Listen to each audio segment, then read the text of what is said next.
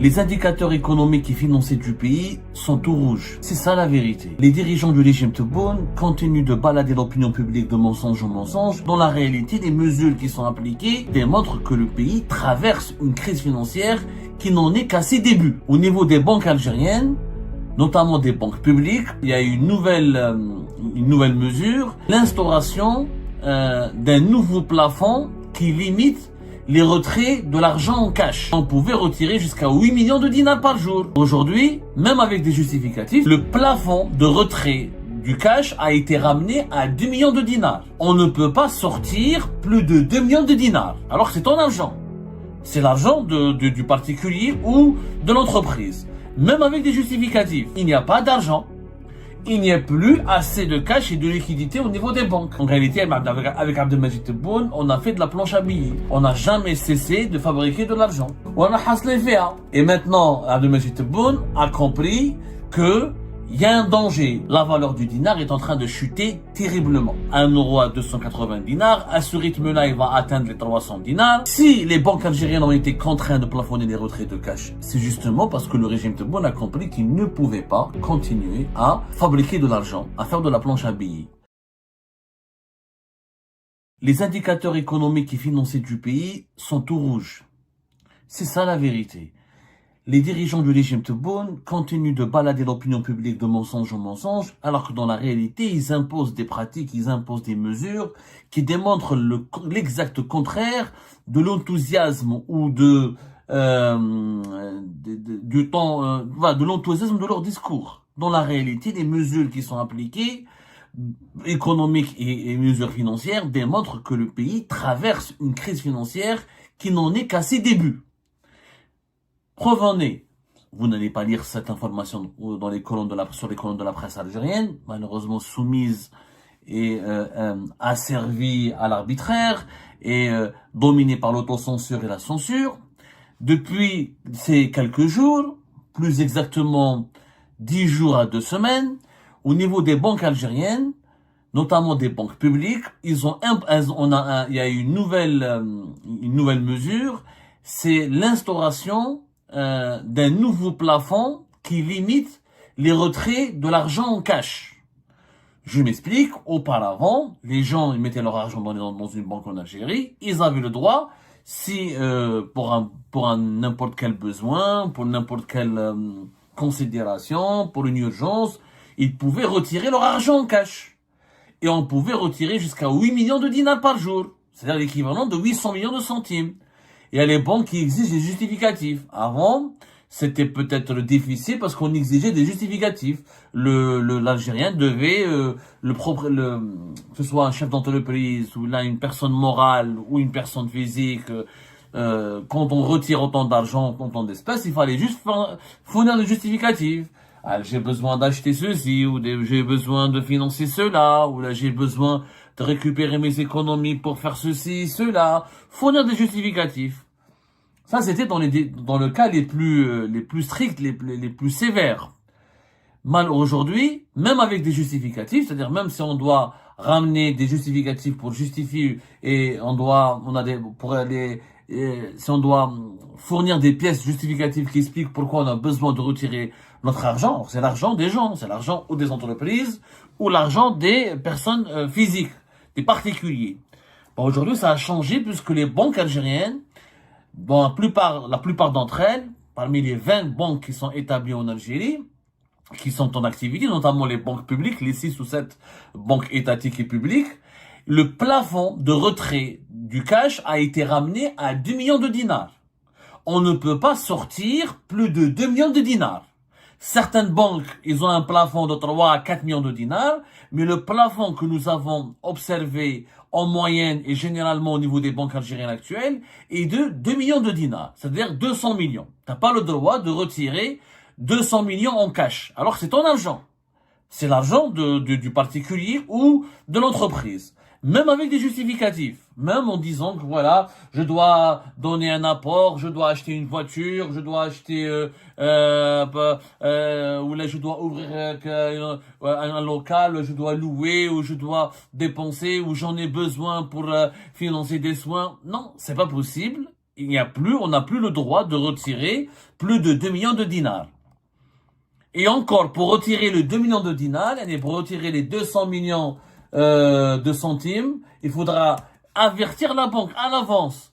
Il faut les appeler et leur dire, voilà, j'ai besoin de retirer du cash, 200 millions, et leur donner leur soumettre la demande. Moi, c'est à la banque, dans certaines agences bancaires, qui vont te fixer une journée pour que tu puisses venir récupérer ton argent.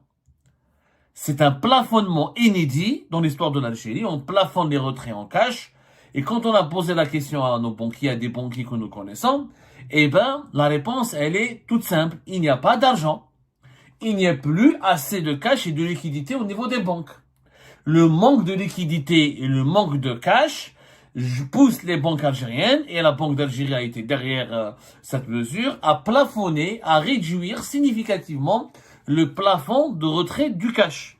C'est-à-dire que vous mettez votre argent au niveau d'une banque, au niveau de la banque, et vous voulez les récupérer à un moment donné, ben vous ne pourrez pas.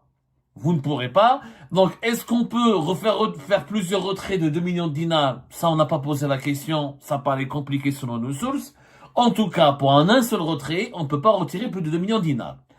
Et ce n'est pas une mesure qui consiste à lutter uniquement contre le cash, ou à lutter contre l'utilisation abusive ou l'usage abusif contre le cash, ou l'usage abusif du cash, ou pour réduire l'utilisation du cash, ou pour lutter contre le blanchiment d'argent, parce qu'en fait, c'est de l'argent qui était déjà dans une banque. C'est pas de l'argent qui vient de l'extérieur.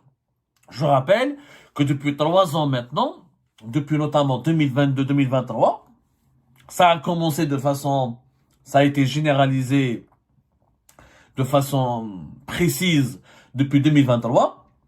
Quand on part dans une banque algérienne et on veut déposer dans son compte bancaire plus de 300 millions, les banques sont tenues de demander des justificatifs. Dans la plupart des cas. Il y a des banques qui ferment leurs yeux, si vous connaissez le banquier, le responsable de la banque, mais ils ferment ses yeux une fois ou deux fois. Mais la majorité des banques, quand vous n'avez pas de connaissance, si vous voulez déposer plus de 300 millions, vous devez ramener des justificatifs. D'où est-ce que tu as ramené cet argent? T'es commerçant, c'est un héritage, t'as vendu une voiture, t'as vendu un bien immobilier, etc. Depuis 2023. Et les mesures de lutte contre le cash, ce que nous on avait pensé que c'était une lutte contre le cash, comme par exemple l'interdiction de vendre un logement en Algérie en espèces, dans le cadre de la loi de finances de 2024, eh ben, en réalité, c'est pas uniquement une mesure pour lutter contre le cash, c'est d'abord une mesure pour économiser les cash ou les liquidités bancaires. Comme il y a de moins en moins d'argent dans les banques, eh ben, ce n'est pas possible. On n'autorise pas, on n'a pas voulu, on n'autorise pas les Algériens et Algériens à retirer comme ils veulent, à faire des retraits en cash selon les seuils auxquels ils souhaitent. C'est limité, c'est plafonné. Donc, vous allez me dire, Abdou, c'est une mesure de lutte contre le blanchiment d'argent. Encore une fois, le blanchiment d'argent, c'est quand on ramène des espèces au niveau de la banque. Mais quand on retire sa propre argent, c'est déjà là.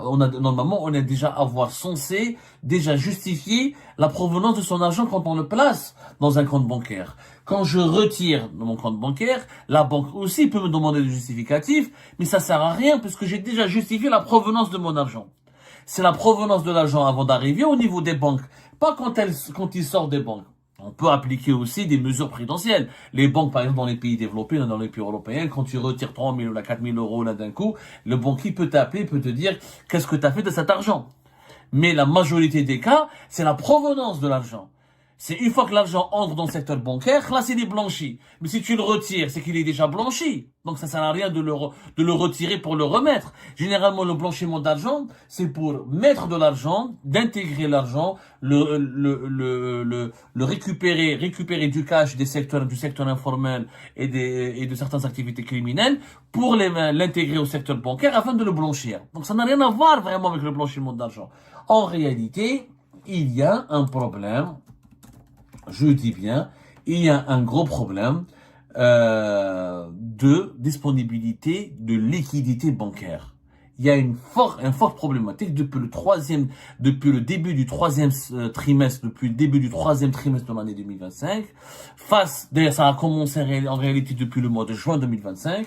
Abdelmajid Tebboune a été, par son gouvernement, par son ministère des Finances et par ses conseillers en charge des questions économiques, on lui a expliqué clairement que cette fois-ci, on ne peut pas collectionner chaque année les déficits budgétaires. Que les déficits budgétaires et les déficits du trésor public vont déséquilibrer l'état du pays et qu'on ne peut pas couvrir ce déficit en fabriquant de l'argent. L'endettement. En fait, l'endettement public en Algérie, c'est quoi? C'est la Banque d'Algérie qui fabrique des billets. Parce que le trésor public, il est déficitaire depuis 4-5 ans. Il n'y a pas d'argent à prêter. Quand l'État ne rembourse pas assez, le trésor public, quand il te donne de l'argent, il te prête de l'argent. Mais si tu le rembourses pas, il n'a plus d'argent. Et comme les recettes fiscales, elles sont en baisse continue, et les recettes issues des hydrocarbures sont en baisse continue, donc la Banque d'Algérie, elle fabriquait. En réalité, avec Abdelmajid Tebboune, on a fait de la planche à billets. Et on l'a expliqué plusieurs fois dans nos émissions. On n'a jamais cessé de fabriquer de l'argent. On n'a vraiment jamais cessé de fabriquer de l'argent. Ça a continué, etc. Ça a continué. On a haslé fait. Et maintenant, Abdelmajid Tebboune a compris que il y a un danger. Pourquoi il y a un danger? Le danger est que si on continue à entretenir les déficits budgétaires et à alimenter la dette publique, la valeur du dinar est en train de chuter terriblement. Et le marché informel, ce qui se passe au niveau du square, du marché parallèle des devises, a semé une véritable panique, un vent de panique est en train de souffler à l'intérieur du pouvoir Tebboune. L'euro est déjà 1 euro à 280 dinars. À ce rythme-là, il va atteindre les 300 dinars. Et en plus, en mettant en place la planche à billets et en continuant à fabriquer des pièces de monnaie et des liquidités et des billets et des pièces et des billets pour pour alimenter le marché du financement bancaire et pour donner de l'argent aux banques. Les banques vont les utiliser pour donner des crédits et financer les entreprises étatiques et financer aussi le trésor public pour que le trésor public les redonne aussi à l'État pour continuer les pratiques de déficit budgétaire. On provoque l'inflation. L'inflation en Algérie, les autorités algériennes ne disent pas toute la vérité. Vraiment, les autorités algériennes ne disent pas toute la vérité. Officiellement, l'inflation en Algérie, elle est de 3,5%.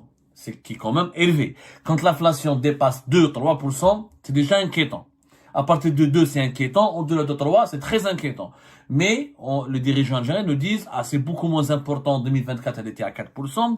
2023 et 2022, elle était à 10%. En 2021, elle était entre 7 et 8%. Donc 3,25 ou 3,5, c'est pas énorme. Quand on entend, d'après ce que disent les dirigeants algériens, sachant que durant l'année 2027, on était entre 7 et 8 et on est tombé à 4% vers la fin de l'année 2024. Au début de l'année 2024, elle était déjà l'inflation, elle était restée entre 7 et 8, elle a commencé à chuter. Mais qu'est-ce qui a chuté? Ce n'est pas l'inflation qui a chuté, c'est l'inflation des produits alimentaires. L'inflation des produits alimentaires, elle a été ramenée de 3% à 1,4%. Pourquoi? Parce que l'agriculture algérienne, grâce à une bonne pluviométrie qui a été enregistrée dans l'année 2024, et effectivement, il y a un peu de dynamisme qui s'empare du secteur agricole, il y a une meilleure production agricole. Et pourquoi? Et pas que l'agriculture, parce que le régime Tebboune, l'État algérien, le régime Tebboune a autorisé les importations de produits agricoles. Les importations de produits agricoles, on les a pas limitées. On les a élargies pour justement, notamment l'importation des viandes à l'étranger, comme on l'a fait le Ramadan dernier, l'importation des légumes secs, l'importation de certains légumes, de certains fruits, elles ont été élargies pour justement équilibrer les prix. Donc, l'inflation des produits alimentaires a baissé de 3% à 1,4%. Mais aujourd'hui, l'inflation des produits alimentaires, elle ne constitue que 21% du pourcentage de l'inflation. C'est-à-dire dans toute la hausse des prix des produits alimentaires elle ne contribue qu'à 21% de l'ensemble de la hausse des prix des produits de large consommation. On ne consomme pas que les produits alimentaire. En Algérie, il faut savoir ce que les chiffres officiels ne sont pas publiés, mais nous l'avons découvert dans des documents internes au sein du ministère des Finances. Les prix des biens industriels, des biens, ce qu'on appelle les biens manufacturés, ont augmenté de 6,9% en juin 2025, alors que leur augmentation était déjà, les prix avaient déjà augmenté de 5,8% en juin 2024. Donc l'inflation des produits manufacturés, les produits électroniques, les produits mécaniques, les vêtements, les produits manufacturés, tout ce qui est industrialisé, tout ce qui est issu de l'industrie, tout ce qui est l'industrie manufacturière, tout ce qui est transformation du matière première en un produit de large consommation. C'est ça les produits manufacturés. Ben, leurs prix ont augmenté de 6,9%. C'est-à-dire que le rythme de l'inflation était toujours à 7%. Et la hausse des prix des produits manufacturés, elle contribue à hauteur de 80% dans la hausse de l'inflation globale. Donc c'est vrai que les produits alimentaires ont pas leur prix ont baissé. Les prix n'ont pas baissé en Algérie. Je rappelle que c'est pas les prix. La baisse de l'inflation, ça ne signifie pas que la baisse des prix. La baisse de l'inflation, c'est la baisse de la hausse des prix. Les prix continuent d'augmenter, mais au lieu d'augmenter de 3%, ils augmentent de 1,5%. Or, les produits manufacturés, c'est une augmentation de plus de 6% par rapport à une augmentation déjà en juin 2024 qui était de 5,8%. Donc, les biens de consommation sont toujours inabordables. C'est pour ça que la vie, elle est très chère en Algérie.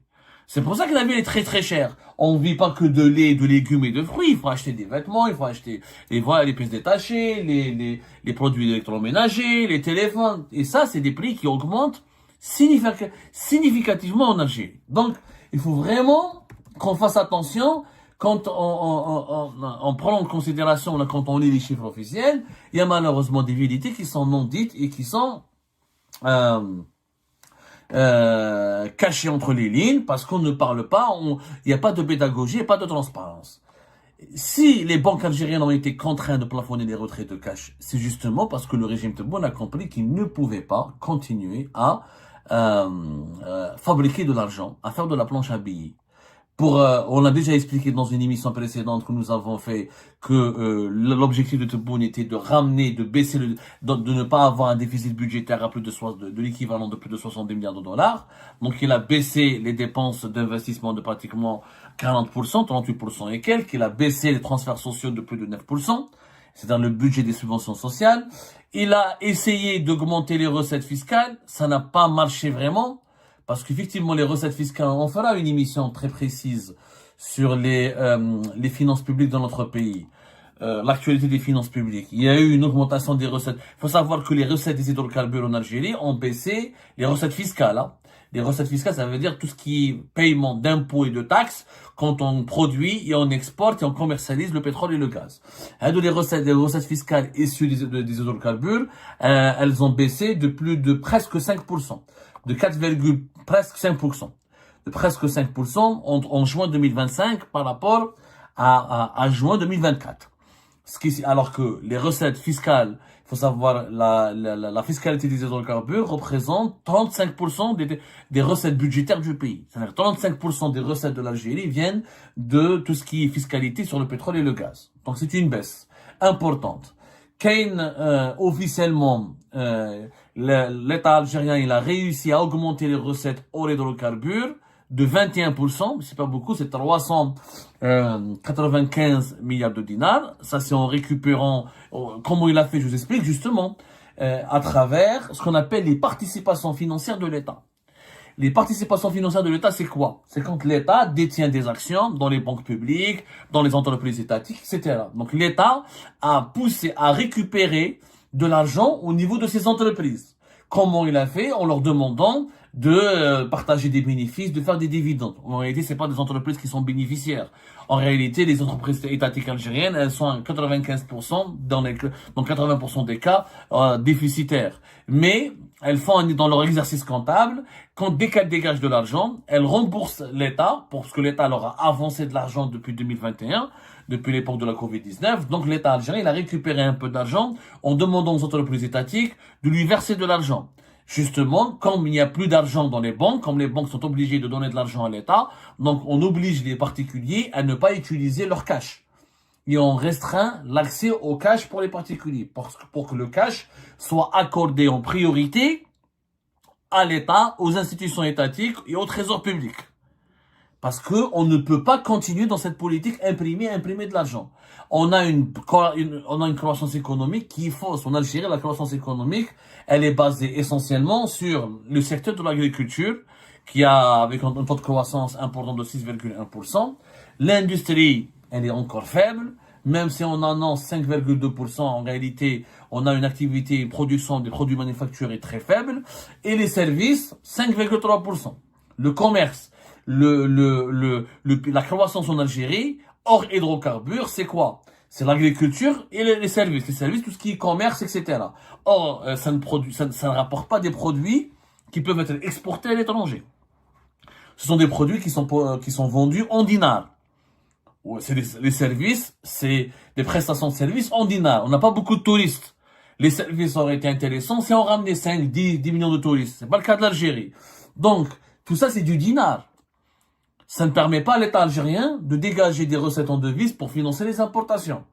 Et ça ne suffit pas pour couvrir les dépenses budgétaires de l'État algérien. Donc l'objectif de l'année 2025 pour le Tebboune était de terminer l'année avec un déficit budgétaire, comme on l'a expliqué la dernière fois dans notre émission, qui ne dépasse pas l'équivalent de 30 milliards de dollars. Ce qui ça reste quand même très important. Ça reste quand même très important. Donc, pour ne pas avoir du déficit budgétaire, sans fabriquer de l'argent, sans faire de la planche à billets, il faut limiter au maximum les sorties de cash et les sorties d'argent hors secteur bancaire. Tout ce que l'État peut récupérer comme argent, il doit rester dans le secteur bancaire. Il doit rester entre ses mains, au niveau des banques et au niveau du trésor public. Ça, c'est une donnée importante à comprendre. Aujourd'hui, c'est quoi les conséquences? C'est que les Algériens ne sont pas maîtres de leur argent. Il y aura une crise de confiance qui va s'installer entre les Algériens et le système.